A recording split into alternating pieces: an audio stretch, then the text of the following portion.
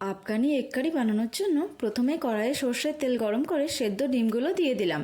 এবার নুন, হলুদ, লঙ্কা গুঁড়ো দিয়ে ডিমগুলো ভালো করে ভেজে নামিয়ে নিলাম। তারপর ওই তেলেই দিয়ে দিলাম পেঁয়াজ, আদা, রসুন, লঙ্কা আর কাজু বাদাম। সব কিছু ভালো করে ভাজা ভাজা করে নিয়ে অল্প জল দিয়ে ঢেকে সেদ্ধ করে নিলাম। সেদ্ধ হয়ে গেলে নামিয়ে ঠান্ডা করে মিক্সিং জারে দিয়ে দিলাম, আর দিলাম পুদিনা পাতা আর ধনে পাতা। এবার একটা পেস্ট বানিয়ে নিলাম।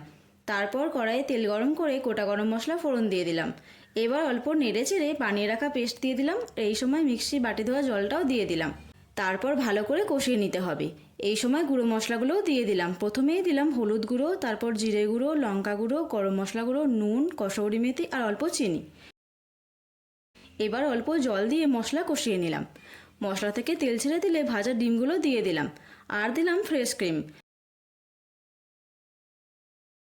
এবার সব কিছু ভালো করে মিশিয়ে আরও 2 থেকে 3 মিনিট মতো ফুটিয়ে ধনেপাতা কুচি ছড়িয়ে পরিবেশন করলাম আফগানি এগ কারি। রুটি, পরোটা, ভাত সব কিছুর সঙ্গে খেতে দুর্দান্ত লাগে।